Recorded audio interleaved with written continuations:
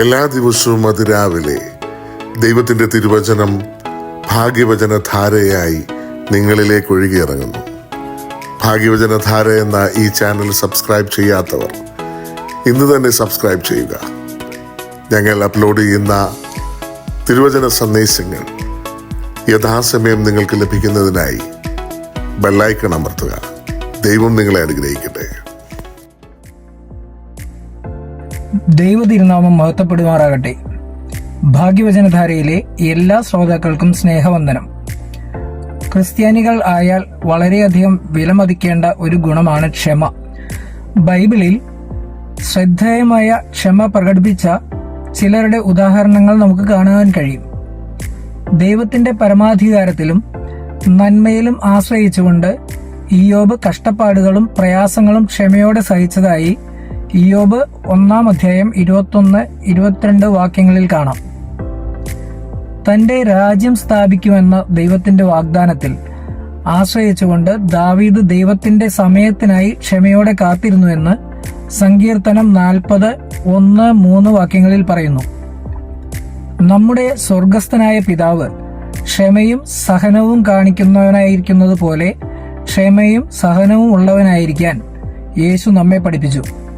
മത്തായി 18-ാം അധ്യായം 21-22 വാക്യങ്ങളിൽ, അപ്പോൾ പത്രോസ് അവന്റെ അടുക്കൽ വന്ന്, കർത്താവേ, സഹോദരൻ എത്ര വട്ടം എന്നോട് പിഴച്ചാൽ ഞാൻ ക്ഷമിക്കണം? 7 വട്ടം മതിയോ എന്ന് ചോദിച്ചു. യേശു അവനോട്, 7 വട്ടമല്ല, 70 വട്ടം എന്ന് ഞാൻ നിന്നോട് പറയുന്നു എന്ന് പറഞ്ഞു. ക്ഷമ എന്നത് കാത്തിരിക്കുക മാത്രമല്ല, അത് ദൈവത്തിന്റെ സമയത്തിലും പദ്ധതിയിലും ആശ്രയിക്കുന്നതിനെ കുറിച്ചുകൂടിയാണ്. നാം ക്ഷമയുള്ളവരായിരിക്കുമ്പോൾ ദൈവത്തിന്റെ നന്മയിലും ജ്ഞാനത്തിലും ശക്തിയിലും നമ്മുടെ വിശ്വാസം പ്രകടമാക്കുന്നു. എന്താണ് സംഭവിക്കുന്നതെന്ന് നമുക്ക് മനസ്സിലാകാത്തപ്പോൾ പോലും അവൻ നമ്മുടെ നന്മയ്ക്കായി എല്ലാം ചെയ്യുന്നുണ്ടെന്ന് നാം വിശ്വസിക്കുന്നുവെന്ന് നാം കാണിക്കുന്നു. നിരാശ, ഉത്കണ്ഠ അല്ലെങ്കിൽ അനിശ്ചിതത്വം എന്നിവയുടെ സമയങ്ങളിൽ ക്ഷമ ഒരു ശക്തമായ പ്രതിവിധിയാകും. വിശുദ്ധ വേദപുസ്തകം പറയുന്നത് പോലെ, മിണ്ടാതിരുന്നു ഞാൻ ദൈവമെന്ന് അറിഞ്ഞുകൊള്ളുവിൻ, ഞാൻ ജാതികളുടെ ഇടയിൽ ഉന്നതനാകും, ഞാൻ ഭൂമിയിൽ ഉന്നതനാകും. സങ്കീർത്തനം 46:10 പറയുന്നു. ക്ഷമയോടെ ദൈവത്തിനായി കാത്തിരിക്കുമ്പോൾ നമുക്ക് അവന്റെ സമാധാനവും ആശ്വാസവും മാർഗനിർദ്ദേശവും അനുഭവിക്കാൻ കഴിയും.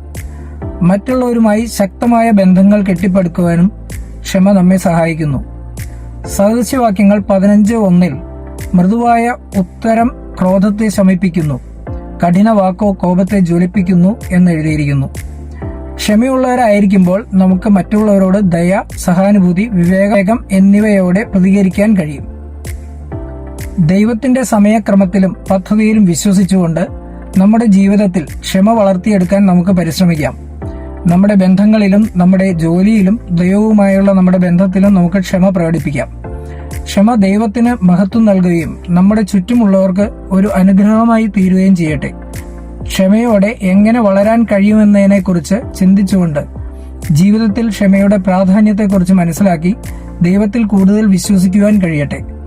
എന്റെ ബന്ധങ്ങളിലും ദൈനംദിന ജീവിതത്തിലും ക്ഷമയും വിശ്വാസവും വളർത്തിയെടുക്കുവാൻ ദൈവം നമ്മെ അനുഗ്രഹിക്കട്ടെ എന്ന് പ്രത്യാശിച്ചുകൊണ്ട് നിർത്തുന്നു.